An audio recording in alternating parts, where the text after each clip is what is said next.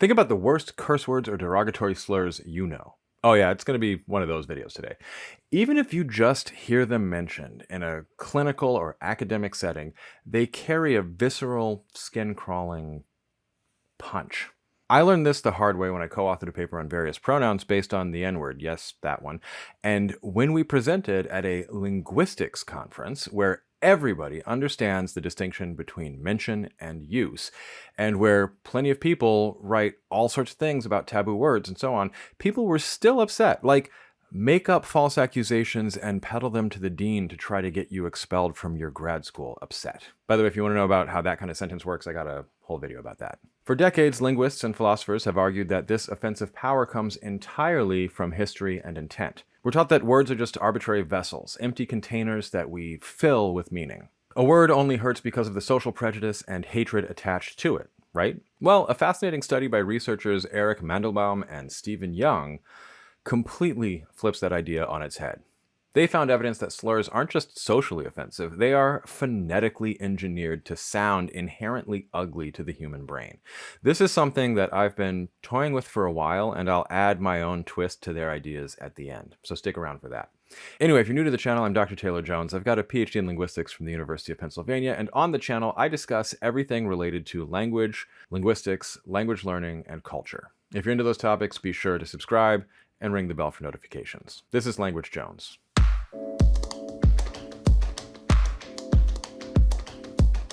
So Monarch reached out about sponsoring the channel, and I told them I'd only do it if I actually used the thing first. A few weeks in, and I have to say, it's genuinely changed how my wife and I talk about money. Here's the thing. We used to have to coordinate a whole evening to sit down together, figure out childcare, line up the time, pull up half a dozen different banking apps, credit card portals, our investment accounts, because we're fancy like that, just to get on the same page about where we stood. It was a project. Now we both just have Monarch on our phones.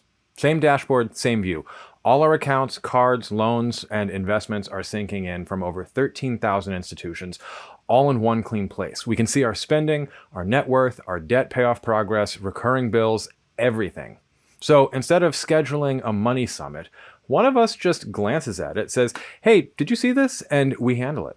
We're aligned without it being a whole thing. A few things I appreciate beyond that. It's private and ad-free. You're the customer, not the product. No data getting sold off. It does fixed versus flexible spending, so the budget bends instead of breaking. And there are AI-powered insights that explain stuff in plain English. You can literally just ask it questions about your money. It works on web and mobile, and one important thing, it's not a bank. It doesn't move your money. It just gives you a clear view of it. If you and your partner want to try it, the link is in the description. My promo code is Jones50, and you can just scan the QR code right here. Genuinely, the least stressful our money conversations have been in like ever. Anyway, back to the video. To understand how this works, we have to bust a century-old linguistic myth. The idea that the relationship between a word's sound and its meaning is completely random and arbitrary. It is and it isn't. It turns out there's a growing body of evidence that humans are deeply sensitive to sound symbolism. You've probably heard of the famous Bouba Kiki effect. If you show people a jagged, spiky shape and a soft, curvy shape, and ask them which one is named Kiki and which one is Bouba, almost everyone universally decides that the sharp shape is Kiki and the round one is Bouba. Our brains naturally map harsh, abrupt sounds to sharp, negative concepts. When Mandelbaum and Young analyzed the most prominent severe slurs in the English language, they noticed a staggering pattern. They argue that categorizing and derogating aren't enough on their own to explain people's reactions to slurs. They argue we need to appreciate the phonoaesthetic value of slurs. It's actually worth quoting their first two paragraphs at length. This was a really fun paper. Consider trash.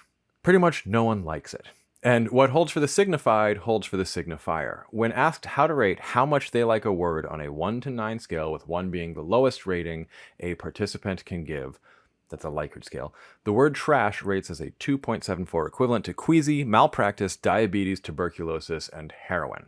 Heroin has a much greater standard deviation than trash, 2.6 versus 1.41, so at least some people like heroin, whereas pretty much everyone is in agreement that trash stinks. I told you this was a fun paper. So they continue.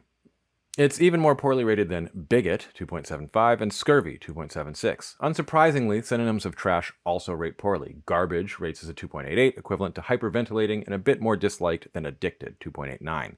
Litter rates as 2.58, which is a tad worse than colonoscopy, 2.6, though slightly better than hypothermia and bummer, both rated at 2.57. Here's where they get really interesting, not just fun. Slurs also tend to be poorly rated words. Rates as 1.67, wet back as 2.75. Surprisingly, words that rhyme with slurs are rated more poorly than their synonyms. Nag, 2.3, rhymes with f, is worse rated than scold, bother, annoy, and complain. Blink, rhymes with ch, is worse than flash and twinkle. Boon, as in ace boon, is more poorly ranked than benefit, blessing, and bonus. The effect holds even when we move to extreme abstraction. Figure is ranked lower than shape and number. So what they found is an overwhelming majority of slurs rely heavily on a specific linguistic feature, velar plosives. In plain English, a velar plosive is a sound made by slapping the back of your tongue against the back of the roof of your mouth, the velum, to completely block and then suddenly release airflow. It's the k sound and the hard g sound. Across hundreds of world languages, linguists have found that humans universally dislike these specific sounds compared to others. They sit at the absolute bottom of what are called articulation hierarchies, essentially a leaderboard of how pleasing sounds are to the human ear. They are abrupt acoustic speed bumps, and they're the exact acoustic building blocks of our most hateful words, it turns out. To prove that this wasn't just coincidence, the researchers ran a series of very clever experiments. First, they invented a bunch of fake nonsense words that nobody had ever heard before. Some of them had velar plosives like lecken or ukib, while others used softer sounds like leshen or unib. They showed these fake words to participants and asked them to guess if the word had a positive or negative definition. Things like, is lecken more likely to mean the most popular dish in a restaurant or an illness caused by inhaling chemicals? The results were stark. Participants were 46% more likely to assign a negative definition to a completely made-up word if it contained that harsh k or g sound. In a follow-up test, when simply asked if a fake word just felt positive or negative, words with velar plosives were 71% more likely to be labeled as negative. Our brains are actively processing the physics of the sound wave itself and deciding, yeah, that sounds bad. But it gets even weirder. The researchers discovered a phenomenon they call rhyme contamination. It's an okay name for an MC. They analyzed a massive database of how native English speakers emotionally rate thousands of everyday innocent words. They found that ordinary words that happen to rhyme with severe slurs or contain those exact same harsh velar plosives are rated significantly more poorly by everyday people than their exact synonyms. For example, take the word vigor. It's an innocent word meaning hard R and everything. It's an innocent word meaning energy or strength, but because it contains that hard G and phonetically echoes a horrific racial slur, native speakers consistently rate the word vigor as feeling noticeably worse and more negative than its direct synonyms like strength, health, or vitality. The phonetic ugliness of the slur has literally contaminated the innocent words around it. And now that it's primed, some of you are going to be upset if I talk about being hale and hearty by talking about my vim and my vigor. My vigor. This research doesn't mean that history and prejudice don't matter. Of course, they definitely do. The social harm of these words is real and devastating. But what this study beautifully reveals is a hidden aspect of language. Slurs don't just weaponize human hatred, they weaponize the very physics of sound. They are linguistic barbs, specifically shaped to catch the human brain, sounding exactly as ugly as the ideas that they represent. And here's where I've got a hypothesis that I'd like to add a little twist on it. I've been looking at truncations, which can make a neutral word sound disrespectful.